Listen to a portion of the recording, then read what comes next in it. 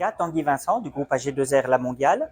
Je suis à la direction des systèmes d'information et du digital, où je m'occupe de la prospective relation client. Quels sont les outils de la relation de client de demain? Quels sont les nouveaux usages? Comment répondre aux problématiques qui émergent à la fois dans les directions métiers et à la fois du côté de nos clients?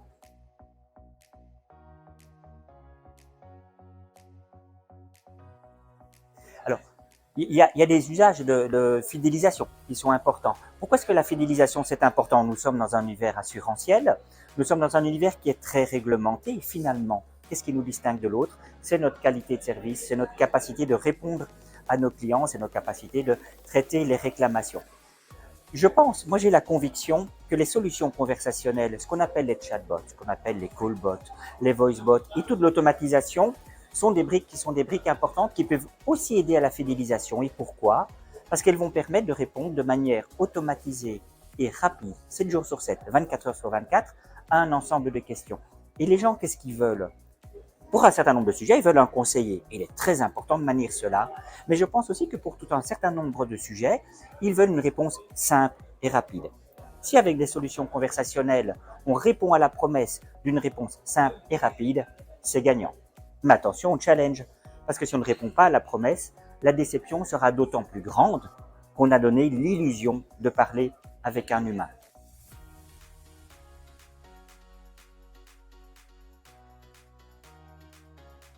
Alors, est-ce que c'est un challenge important de rentrer dans l'automatisation? Ben oui, parce qu'il y a un deuxième aspect, c'est que le gâteau de la relation client n'est pas un gâteau de taille constante. Les gens sont de plus en plus demandeurs, les gens sont de plus en plus exigeants. J'ai envie de dire qu'avant, quand on vous demandait un remboursement à sa mutuelle, on prenait la facture, on la mettait dans une enveloppe, on mettait l'enveloppe dans la boîte aux lettres, et puis là, on allait brûler un cierge à Notre-Dame en espérant d'être remboursé dans le mois. Bon, mettre un cierge à Notre-Dame, c'est plus très adapté maintenant, parce que je vois là qu'elle est en travaux juste derrière nous. Qu'est-ce qu'on fait maintenant? Ben, on va sur son espace client, on l'envoie par un moyen digital, et 48 heures plus tard, on dit, mais où est-ce que ça en est? Je suis remboursé, je suis pas remboursé, dans combien de temps je le serai? On est beaucoup plus exigeant là-dessus. On est aussi beaucoup plus exigeant parce qu'une assurance, ce n'est pas Amazon, mais nous sommes, pour beaucoup d'entre nous, clients d'Amazon. Et donc, il y a un standard qui est tiré vers le haut. Et quelque part, ce que l'on attend d'une boutique en ligne et le service fourni par Amazon, qui est quand même quelqu'un qui est très bon à ce niveau-là, mais quelque part, ça vient percoler et on a le même niveau d'exigence qui commence à arriver au niveau des assurances. Et les solutions conversationnelles, les bots, les solutions d'automatisation, elles sont là pour venir répondre à cette augmentation des sollicitations face auxquelles on ne peut pas mettre une véritable réalité économique. On ne va pas augmenter nos tarifs parce qu'on a plus de demandes et plus d'appels téléphoniques.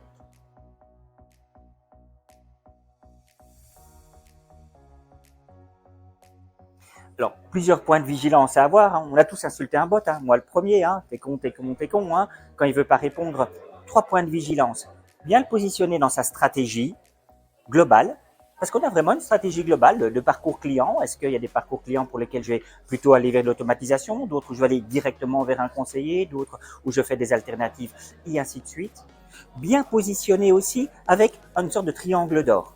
C'est-à-dire qu'il faut être parfaitement cohérent entre l'offre de service qu'on veut donner à son bot, le contenu qui doit être en cohérence et le parcours client où l'offre de service va être mise. Si vous êtes sur la page d'entrée de votre site, vous devez répondre à tout.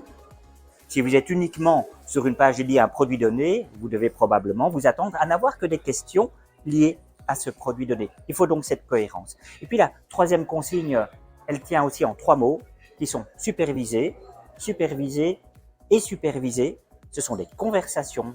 Il faut toujours les superviser, ne jamais les abandonner.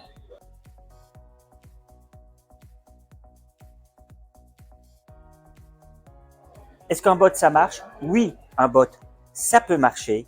Bien positionné, bien supervisé, c'est gagnant.